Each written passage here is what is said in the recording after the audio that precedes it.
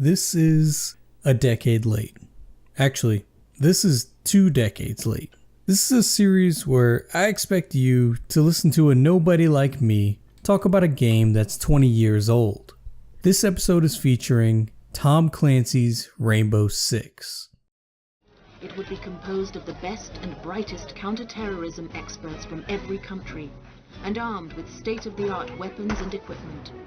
It would operate in absolute secrecy, its existence known only to the most senior government officials. It would attack swiftly and silently, cutting off the head of the Viper before it had a chance to strike. Such an organization already exists. Its code name is Rainbow.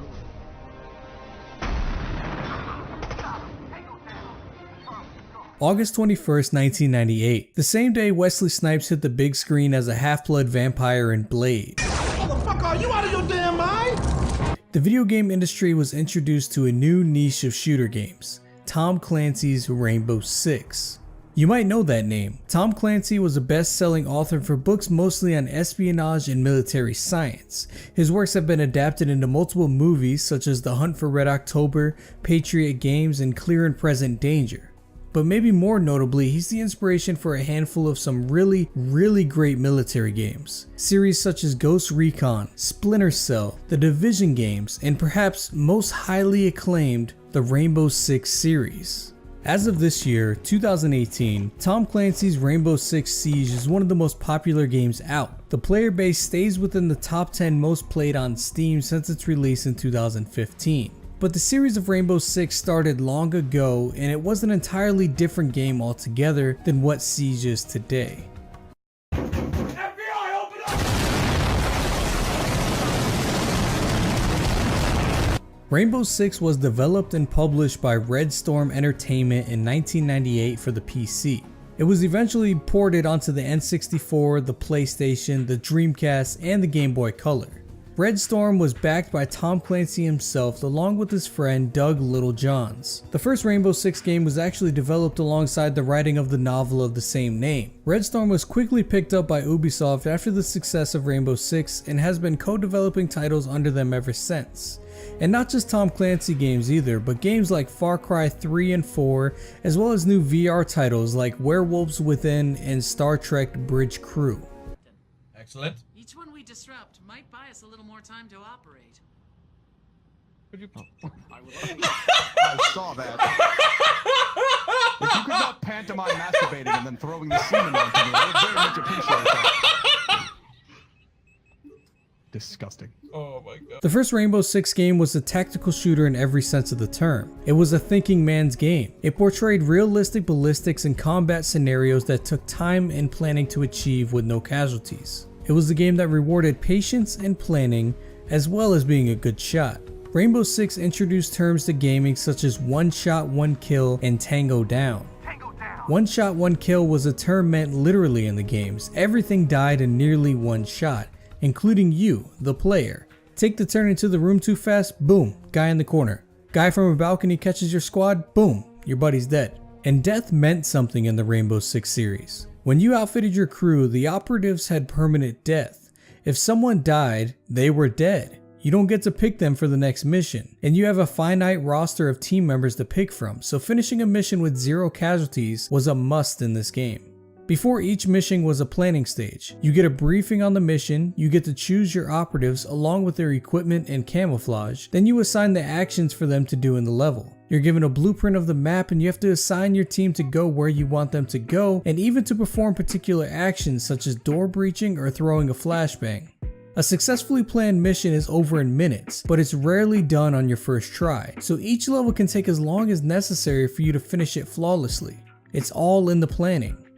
During the actual mission, it's run as a first-person shooter. You control one character while your squad runs the course that you've outlined in the planning stage. The plot of the game was decent. Rainbow was the name of the newly created multinational counter-terrorism unit, composed of elite soldiers from NATO countries plus a few others, addressing the growing problem of international terrorism. Rainbow embarks on missions of hostage rescue and anti-terrorism against a radical eco-terrorist organization called Phoenix Group. who plans to weaponize highly contagious strains of Ebola called Brahma in a plan to kill literally the entire population of planet Earth.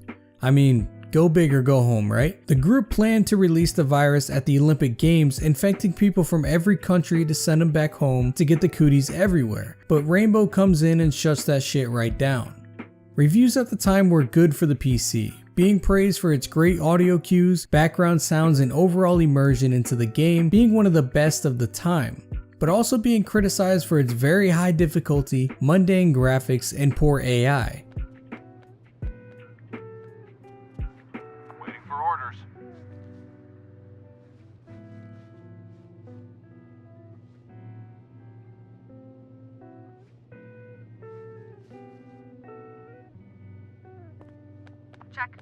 Tom Clancy's Rainbow Six still managed to be the 12th best-selling game for the PC in 1998, which is quite the feat when you're an unknown company and your competition is the likes of Half-Life, Fallout 2, Baldur's Gate, and Grim Fandango.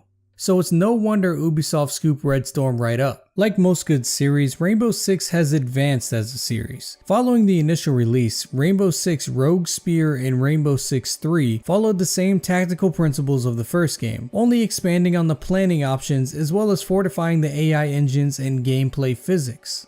After Rainbow Six 3 were the Vegas games. I love the Vegas games. Vegas 2 is one of my go-tos for multiplayer and co-op with friends, but the gameplay was far from what it was when I popped in that night vision green cartridge into my N64.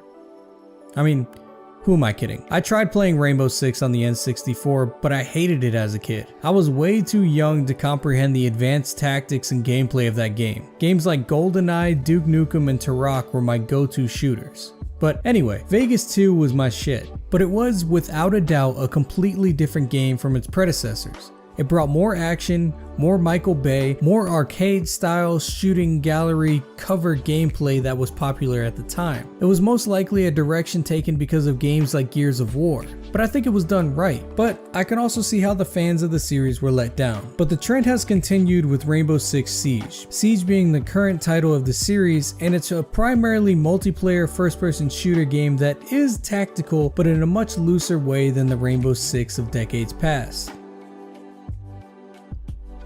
And now for the hammer score. Rainbow Six wasn't my cup of tea when I was 8 years old, but going back to it now, it was an incredibly well-made game, and more incredibly still, it defined the tactical shooter genre in a way that was never done before. Sure, the graphics weren't the best, the AI was pretty poor, and the difficulty was like playing PUBG, but it's you versus 99 clones of Shroud.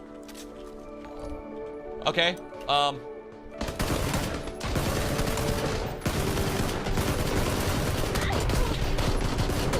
fuck, that was my last bullet too.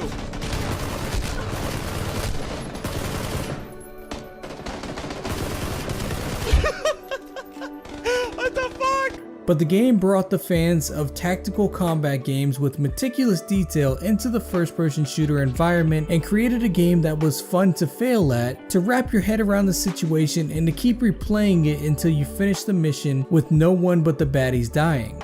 It also kickstarted a franchise that is incredibly successful and brought the opportunity to birth the other great franchises like Splinter Cell and Ghost Recon. I'm gonna give Tom Clancy's Rainbow Six King Dedede's Hammer, or a 9 out of 10 if you have no idea what's going on here. This game defined not only a great series, or multiple great series, but it defined an entire genre, and it thought outside the box as a new company, and it blew the lid off everything it was trying to do. Hey, thank you for watching. The best part about making these videos is the discussion I get to have with you guys, so please comment below letting me know how you feel about Rainbow Six, new or old, or really any of the Tom Clancy games. Other than Vegas 2, the Splinter Cell games are some of my favorite of all time. Leave a like if you liked it, dislike it if you want to see a grown man cry, and please subscribe if these type of videos are something you enjoy seeing. Any feedback is always appreciated. Please feel free to criticize and critique. Alright, see ya.